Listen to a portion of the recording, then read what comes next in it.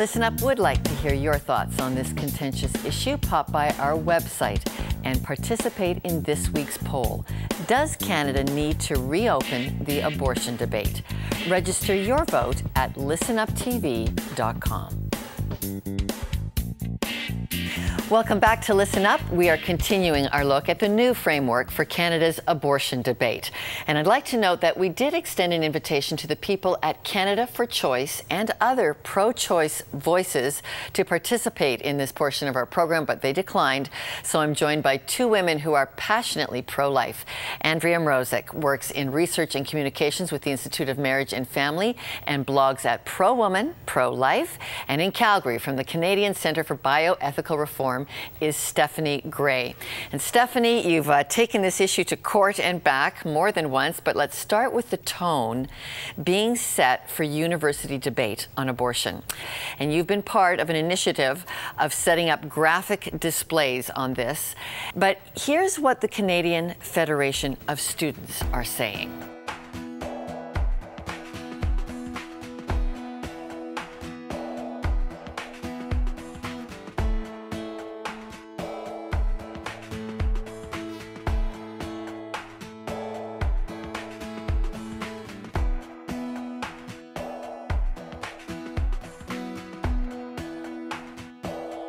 So Stephanie, given that tone, that very anti-pro-life tone being set by the University Students' Federation, why are you so in your face with the approach you've taken? First of all, I would say for people who consider themselves pro-choice, they're taking away the choice of pro-life students to really freely express themselves to the degree they expect those in favor of abortion to express themselves. But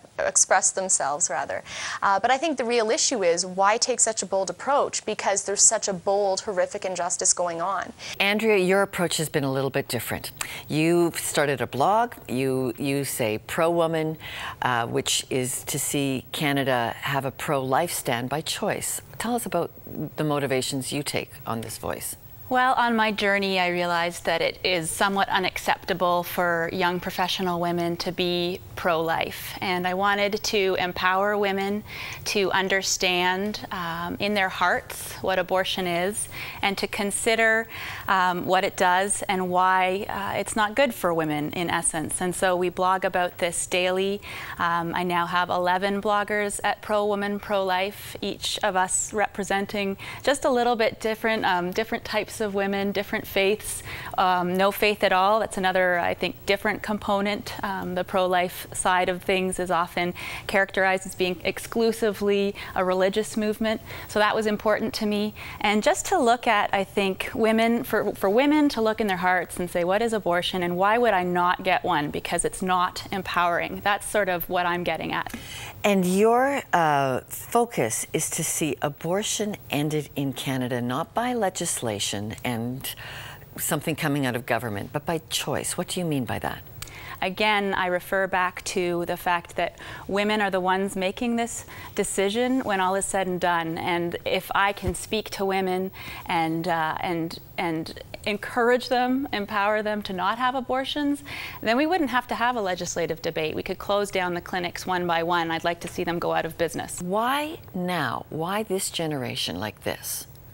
Well, I think what comes to my mind is that we are the survivor generation, a generation of young people that have grown up during a time where abortion has always been around and always been legal. And we realize that there are peers of ours who are absent from our lives, not because they never existed, but because they never existed long enough for us to get to know them. Andrea, what is at the very heart of this when a woman realizes she is in a crisis? Well, I always say that the moment of the crisis is the worst time of all to try and decide whether you're pro-life or pro-choice. Really, that's the point of engaging in dialogue daily on the blog, such that when that fear reaction kicks in, when the unexpected pregnancy occurs, and it appears to be the very worst thing that could happen, that you are very solid in your beliefs and in where you stand on this issue before that time. Andrea Mrozek, thank you very much. And Stephanie Gray in Calgary, thank you. And help is available for those who find themselves in a crisis pregnancy. Call Option Line at 1-800-395-4343. 57, and you'll be directed to resources and assistance to discuss your crisis right there in your own community. When we return, my conclusions on the abortion debate in The Wrap.